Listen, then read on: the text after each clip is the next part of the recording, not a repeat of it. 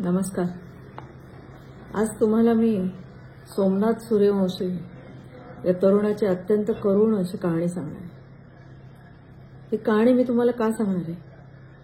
कारण मी अस्वस्थ झाले ती कहाणी ऐकून, आणि मला खात्री आहे तुम्ही पण व्हाल. आपण काय करू शकतो? निदान आपलं मन जिवंत आहे, आपलं हृदय जिवंत आहे याची जाणीव तरी झाली पाहिजे आपल्याला. आपली रोजची कामं व्यवस्थित झाली, आपला घर संसार व्यवस्थित पार पडत असेल तर मग आपण साधारणपणे कशाची चिंता करत नाही. पण काही काही गोष्टी या समाजात अशा घडतायत, अशा घडल्या आहेत, त्याच्यामुळे मन अस्वस्थ होतं. त्याच्याबाबत काय करायचं हे कळत नाही, समजत नाही, उमजत नाही. पण तरी आपण जिवंत आहोत, आपल्या संवेदना जिवंत आहेत याची निदान जाणीव तरी होते. आणि म्हणून तुम्हाला एक कहाणी सांगते, अगदी अलीकडे घडलेली गोष्ट. गेले 10 डिसेंबरची. सोमनाथ सूर्यवंशी, फक्त 35 वर्षाचा मुलगा, उत्तम शिक्षण.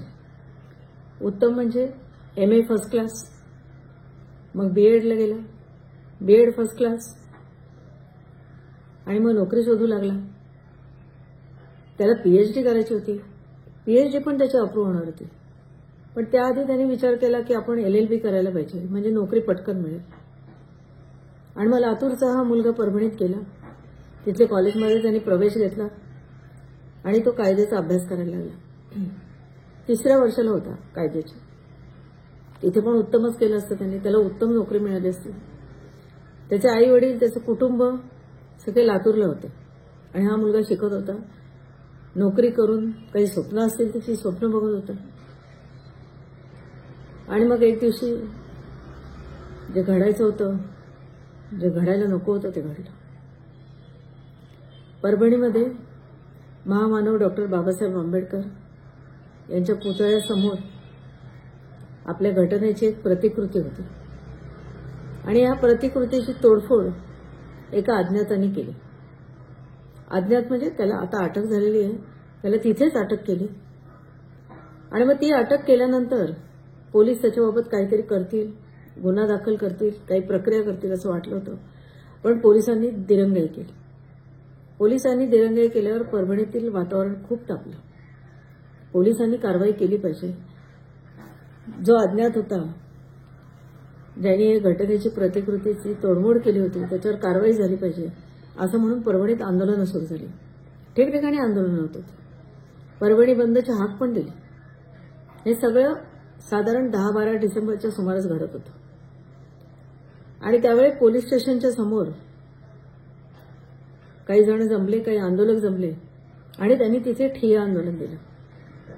आपल्या देशात आंदोलन करायला, आपलं मत मांडायला स्वातंत्र्य हे घटनेनेच दिले.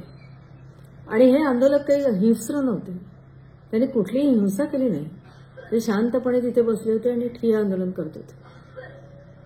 पण त्यांनी आंदोलन करताना बघून पोलीस चौताळले, आणि पोलिसांनी या आंदोलकांना मारहाण करायला सुरुवात केली, लाठीमार करायला सुरुवात केली.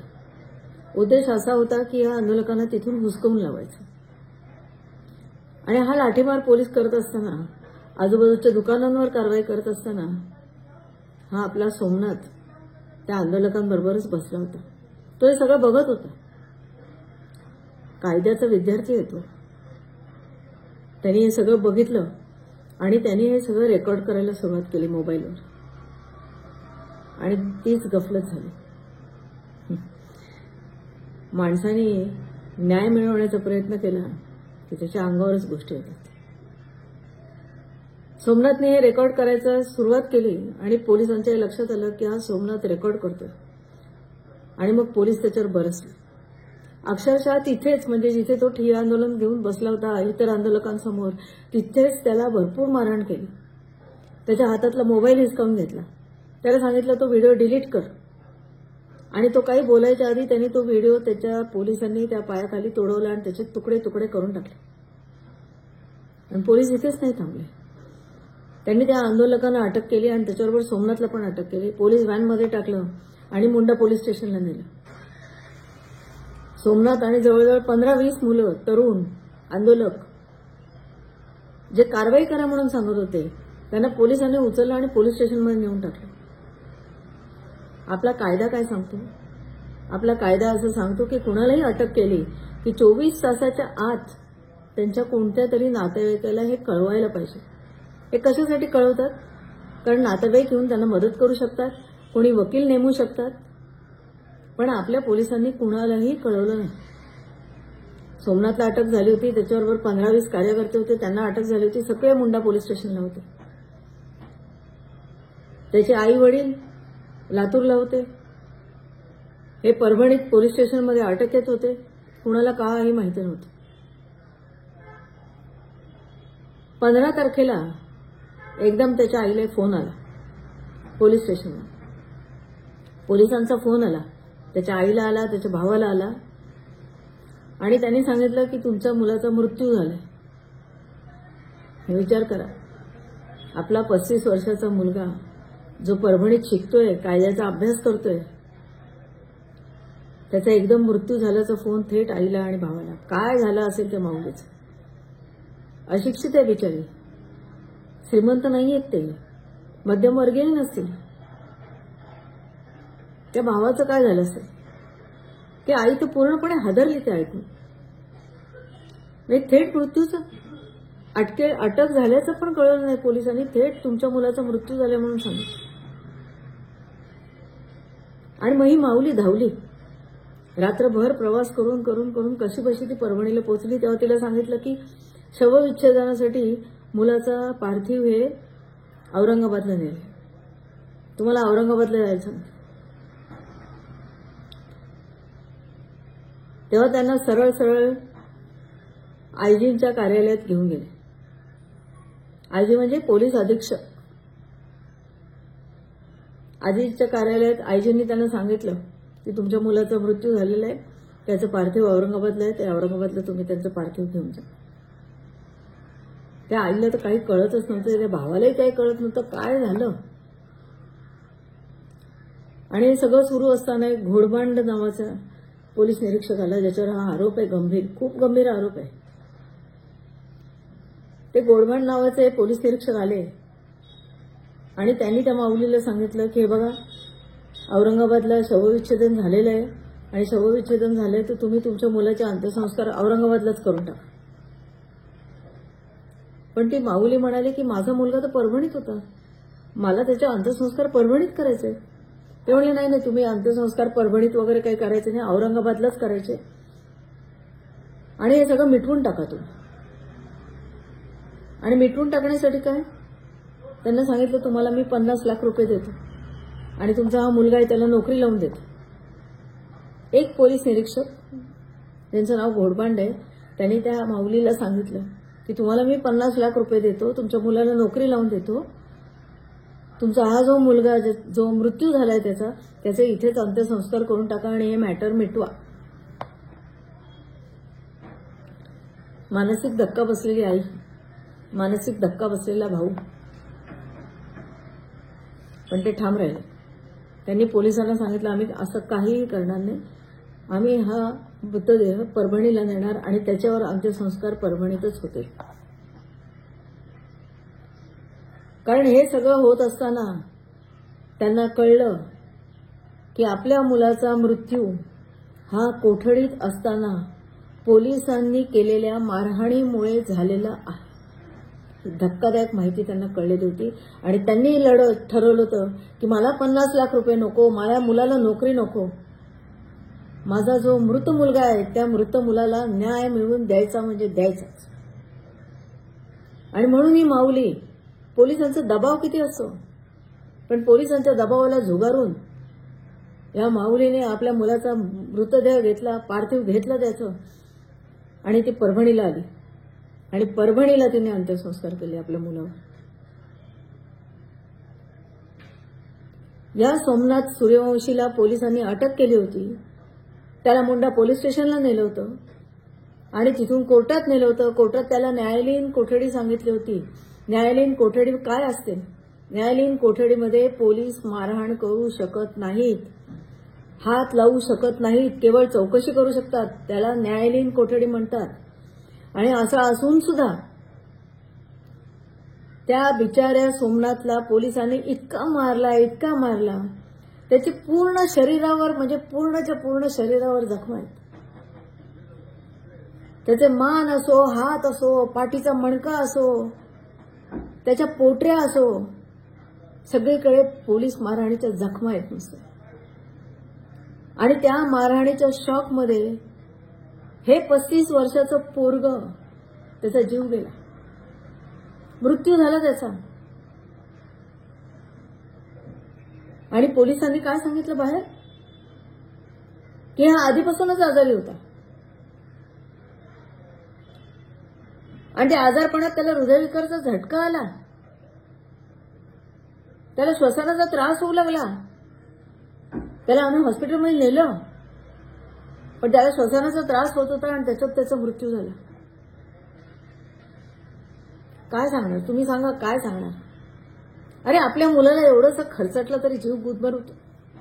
कासावीस होतो, कासावीस साधं खर्चटलं तरी. शाळेत कोणी मारलं आपल्या मुलाला, साधी थप्पड मारली तर आपण चवताळून उठतो आणि लढायला जातो. आणि या मुलाला पोलिसांनी सगळ्यांनी मिळून मारहाण करून करून करून त्याचा जीव घेतला त्या मुलाचा. आणि हा मृत्यू हा मारहाणीत झाला हे शवविच्छेदन अहवालात स्पष्ट झालेलं आहे. शवविच्छेदन अहवालात ते स्पष्ट म्हटलेलं आहे की बेदम मारहाणीच्या मुळे त्या मुलाला मानसिक शॉक बसला आणि त्याच्यात त्याचा मृत्यू झाला. पोस्टमॉर्टम मध्ये स्पष्ट म्हटलेलं आहे की त्याच्या अंगावर ज्या जखमा होत्या त्या जखमा नव्या आहेत, ताज्या जखमा आहेत, जुन्या जखमा नाही आहेत त्या.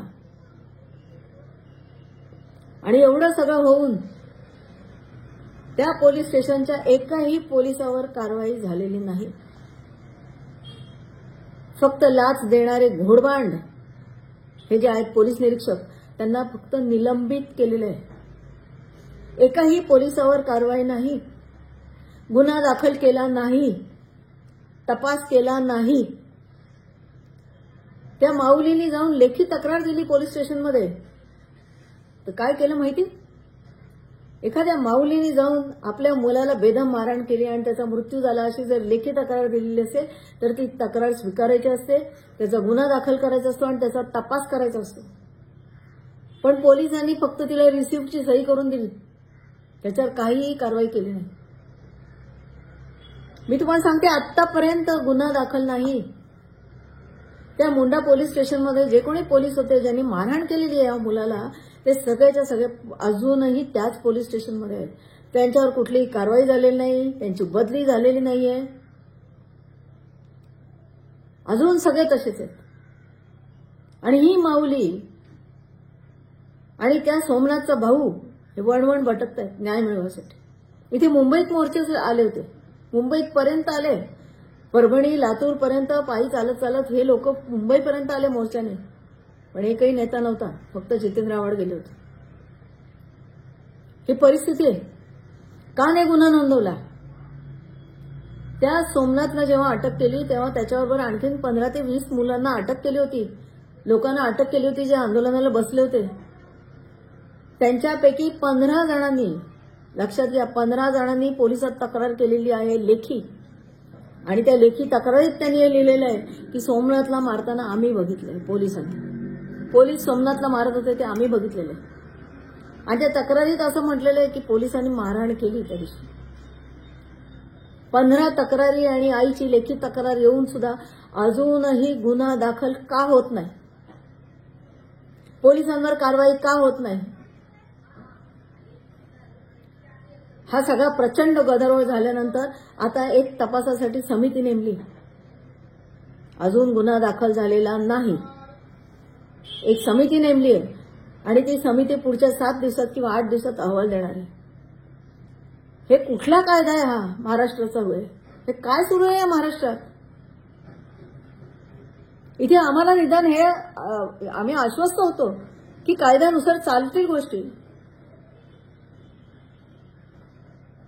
जर ती माऊली तक्रार करते लेखी तर तिला तुम्ही रिसिव्ह कॉपी देता. सोमनाथ बरोबर पोलीस स्टेशनमध्ये असलेल्या 15 जणांनी जर लेखी तक्रार दिली तर त्यांना तुम्ही फक्त रिसिप्ट कॉपी देता, गुन्हा दाखल होत नाही. गुन्हा दाखल व्हायला आणि कारवाई करायला आंदोलनं करावी लागतात, पायी पायी पायी यात्रा करावी लागते. हे काय चाललंय?